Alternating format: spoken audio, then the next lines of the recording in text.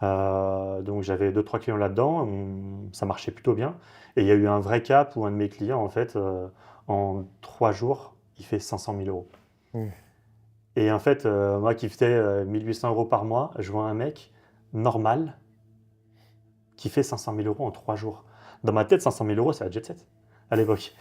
Mais vraiment, dans ma tête, à l'époque, 500 000 euros en 3 jours, c'est des mecs qui se sont pu péter, c'est des mecs qui sont inatteignables. Et en fait, non, Là, tu vois quelqu'un de normal faire je des vois chiffres quelqu'un, anormaux. mais oui, complètement, surtout avec la publicité que j'ai fait. Mmh.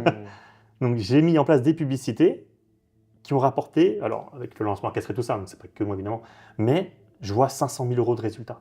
Je fais, il y a un autre monde en fait. Et c'est accessible, c'est surtout ça. Il y a Il y un a une truc, porte qui s'ouvre.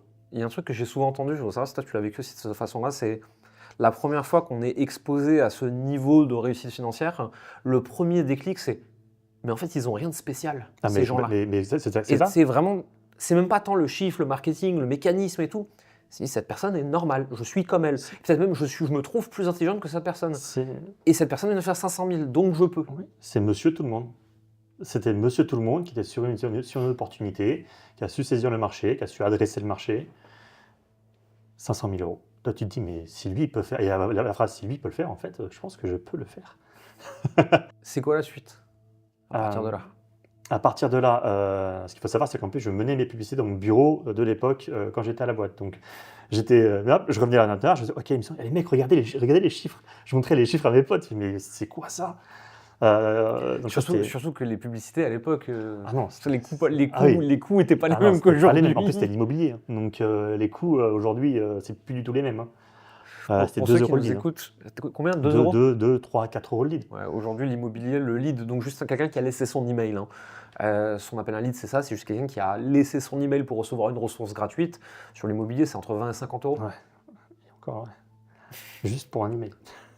juste pour un email. Donc la suite, bah, je dois partir en mission, donc je mets un peu ça de côté, parce qu'à chaque fois que je prends une mission, je m'absente de la France, et je Ouais, puis reviens. t'as pas le temps de gérer les pubs Facebook pendant que t'es en Non, mission, puis de quoi. toute façon, tu pas à te connecter, Oui, oui. je suis paumé dans la T'es pas nature, censé être là, quoi. Enfin, voilà. c'est le principe. C'est exactement ça, c'est le principe. Donc là, je m'absente, et je reviens, et puis le mec comprend, je fais: «Écoute, voilà», et j'étais aussi avec Romain Collignon, où un de mes premiers, en fait, j'ai eu la chance d'avoir des gros clients dès le début. Ouais, ok. Parce que Romain, voilà, Romain, ça reste quelqu'un qui, ça fait 10 ans qu'il est là maintenant.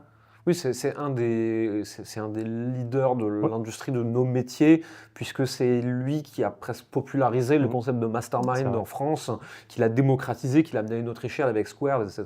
Et oui, c'est encore un des gros acteurs de l'industrie, bien sûr. Donc j'ai eu la chance de faire des très bonnes rencontres très tôt. Donc à chaque fois que je revenais, il me reprenait, puis on refaisait des choses au fur et à mesure. Et en 2000, enfin après, je me blesse, donc mon dos il est en PLS, je peux plus sauter en parachute. Du coup, 2020, je fais le choix de quitter les institutions. Mhm. Et je quitte en 2000, donc le 31 juillet 2020, je quitte. Le 4 août 2020, je suis à Barcelone avec deux Gugus de l'époque Je vois lesquels. Ouais. ouais, tu vois lesquels c'est. Et en fait, encore une fois, c'était une succession de chances presque. Hmm. Parce que rencontrer ces personnes-là au bon moment à chaque fois, Ouais, enfin, en fait, t'as payé pour être là-bas. non, non, j'ai pas payé justement. C'est eux Ah. qui, en fait, j'avais eu l'opportunité parce que j'avais bossé aussi avec ceux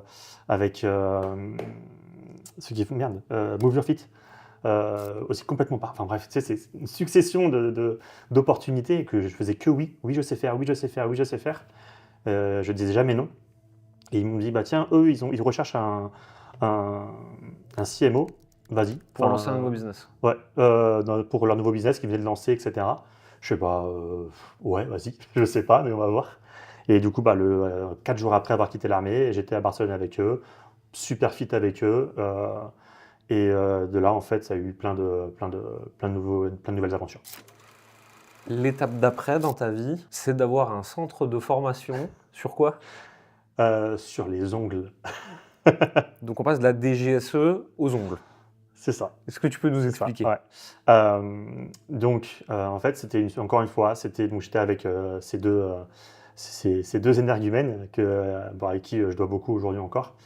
On fit bien pendant 1 an, puis bah, après, bah, moi aussi j'ai besoin d'un peu de m'émanciper aussi. et on diffère sur les idées par rapport à un centre de formation justement, par rapport à cette même formation justement, où je me sens pas compris, j'ai pas ma vision et à un moment donné en fait je me dis en fait je fais beaucoup et en fait j'ai l'impression que je suis pas écouté donc j'arrête. Il se passe 2 mois et demi et en fait c'est la formatrice que j'avais recrutée qui me recontacte pour me dire Nolwenn, si je suis venu là, c'était parce que je te connaissais, je veux refaire avec toi. Je dis putain, ça me saoule parce que j'ai pas trop envie qu'on m'accuse de quoi que ce soit, nanana.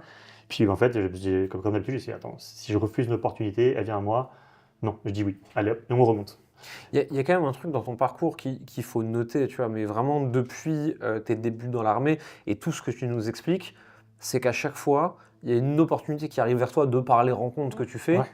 Tu n'as peut-être pas les compétences, mais tu dis oui systématiquement, tu dis je vais apprendre, je vais trouver une solution, je vais trouver un moyen. En fait, c'est oui et pas oui, mais. Mmh. C'est oui et on va faire ça, comme ça. Et puis, bah, de toute façon, c'est que des compétences. Des compétences, tu peux les acquérir. Moi, j'ai un copain comme ça qui m'a beaucoup appris en entrepreneuriat. Et je me souviens un jour, il m'appelle, il me dit tu sais faire un magazine papier? Je dis, absolument pas, pourquoi? Il me fait je viens d'en vendre un à telle ville pour 30 000.